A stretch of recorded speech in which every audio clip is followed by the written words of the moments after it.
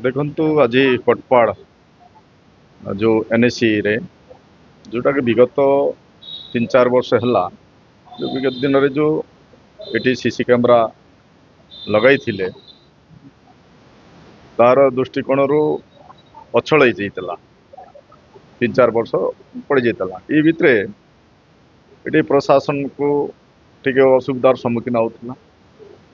कौन सी गाड़ी रो चोरी किंबा अन्य जो जिनिस देखापी जोटा कि यहाँ कटपाटा अच्छी बॉर्डर एरिया से दृष्टिकोण नूतन सरकार आसला परे एवं मु निजे चिंता करी देखिली जदि आम एठी चोरी डकायत होची सीसी कैमेरा नथिले हब नहीं बोलिकिना मु स्वयं जगाजग करी एठी नूतन भाव में सीसी कैमेराटा लगा जाइछि। एई अवसर रे आज कटपाड़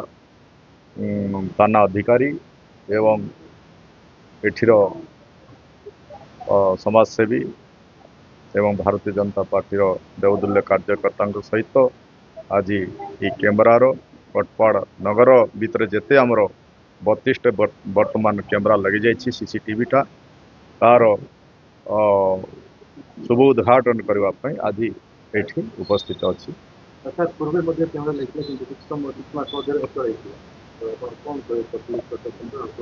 देखु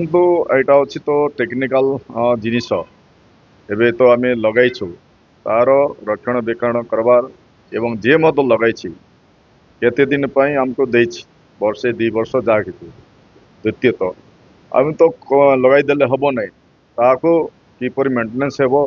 से दृष्टि देवार आवश्यकता अच्छी। आगामी दिन में मु आशा करुच्ची तार ठीक ढंग से कार्यकारी हेबो बोलिकी।